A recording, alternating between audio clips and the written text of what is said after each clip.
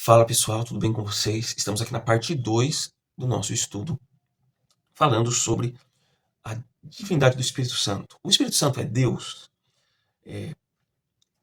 Há pessoas de outras denominações que não creem na divindade do Espírito Santo. Há pessoas dentro do Adventismo, embora não seja a maioria, mas sempre há uma pessoa ou outra, um grupo ou outro, que tem ideias antitrinitarianas, né? E já deram algum prejuízo aí dentro da igreja, levando pessoas para fora da igreja. E aqui nós temos a continuação, a parte 2 desse estudo, que é um estudo baseado na palavra de Deus. E vocês também podem deixar o seu comentário aí, tá bom? E se inscreva no canal, compartilhe com os amigos, né? Deixe o seu like. E nós, no estudo anterior, nós podemos observar que o Espírito Santo, ele tem um poder criador, que é um poder atribuído somente a Deus. E nós vimos que o Espírito Santo, ele é uma pessoa. Nós vimos que mentir para o Espírito Santo é mentir para Deus, equiparando o Espírito Santo ao próprio Deus ali. Pedro, quando conversa com Ananias e Safira. Só até aqui nós não temos motivo para duvidar da divindade do Espírito Santo. Mas, para além do que nós já apresentamos, nós vamos continuar aqui a explanação de alguns textos bíblicos. É claro que não dá para a gente se aprofundar no texto como a gente gostaria, devido a gente ter que expor mais de um texto aqui. Mas qualquer problema, qualquer dúvida em relação ao contexto, você pode deixar no comentário aí. Nós podemos tratar algum texto específico de uma maneira um pouco mais profunda, se você assim desejar, tá bom? Em Atos 1,16, nós vamos ver mais uma verdade sobre o Espírito Santo. Irmãos, era necessário que se cumprisse as Escrituras a respeito de Judas, que serviu de guia aos que prenderam Jesus. Esse acontecimento havia sido predito pelo Espírito Santo por meio do rei Davi. Olha aqui, a predição do futuro, que é uma coisa somente atribuída a Deus. Você pode dizer, mas os profetas, eles prediziam o futuro. Mas por que eles prediziam o futuro? Porque Deus dava o poder para eles, né? Ou seja, é de Deus esse poder. Tanto que aqui fala que o Espírito Santo ele fala por meio do rei Davi. Então, mais uma vez, o Espírito Santo com uma atribuição, com um poder que é somente atribuído a Deus, que é o poder de prever o futuro. Olha só que interessante que podemos observar aqui.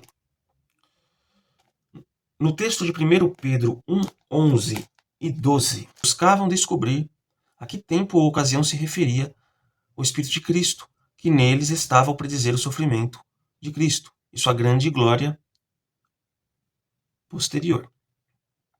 Foi-lhe dito que suas mensagens não eram para eles, mas para vocês. E agora essas boas novas lhe foram anunciadas por aqueles que pregaram pelo poder do Espírito Santo enviado do céu. É algo tão maravilhoso que até os anjos anseiam observar. Então aqui o apóstolo Pedro, na sua carta, na sua primeira carta, no capítulo 1, no verso 11 e no verso 12, mais uma vez enfatiza uma característica só atribuída a Deus, que é predizer o futuro. O Espírito Santo prediz o futuro.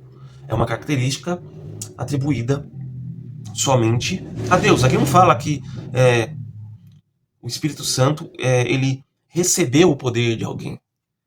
Ele mesmo deu o poder aqui, né, dizendo que o Espírito Santo neles estava.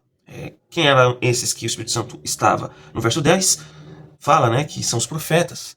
Então, aqui não tem algo, o Espírito Santo, ele recebe a revelação de Deus e passa para os profetas. Não tem. Aqui coloca o Espírito Santo como originador. Os próprios profetas que anunciam aqui a questão do sofrimento de Cristo, eles recebem essa revelação da fonte primária, que é o Espírito Santo de Deus. É importante deixar isso aqui muito claro. A carta de Pedro, a segunda carta de Pedro agora, no capítulo 1, 21, mais uma característica do Espírito Santo, né? Segundo Pedro 1, 20 e 21. Acima de tudo, saiba que nenhuma profecia nas Escrituras surgiu do entendimento do próprio profeta, nem de iniciativa humana. Esses homens foram impulsionados pelo Espírito Santo e falaram da parte de Deus. Então, aqui está, na nova versão transformadora, usa o termo impulsionados, mas também tem outras traduções que fala inspirados pelo Espírito Santo. Então, o Espírito Santo, ele inspira. É mais uma atribuição do Espírito Santo de Deus. O Evangelho de João 16:8 diz assim: sobre o Espírito Santo de Deus. Jesus falando do Espírito Santo. Quando ele vier, convencerá o mundo do pecado, da justiça e do juízo. O Espírito Santo, ele convence também.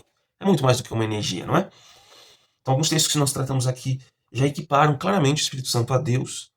E outros textos que estamos tratando aqui, nós vemos que o Espírito Santo ele não é uma energia, não é um poder impessoal, não é um sopro de Deus, ele é, de fato, uma pessoa. E o seu papel é convencer o mundo do pecado, da justiça e do juízo. Então, quando nós não cremos no Espírito Santo de Deus, como nós vamos permitir que alguém faça a obra na nossa vida se nós nem cremos? Olha como é grave a não crença no Espírito Santo. Como é fundamental para nós cristãos cremos no Espírito Santo como divino, como pessoal. Porque ele tem um papel interessante. Eu só sei que pecado é pecado porque o Espírito Santo ele me mostra. Eu só sei o que é justo porque o Espírito Santo ele me mostra isso. Eu só sei que eu vou passar por um juízo. Aliás, nós estamos já passando por um juízo, mas também vai ter o juízo final. Porque o Espírito Santo ele me mostra isso. Então por isso que a verdade do Espírito Santo é tão fundamental na vida do cristão.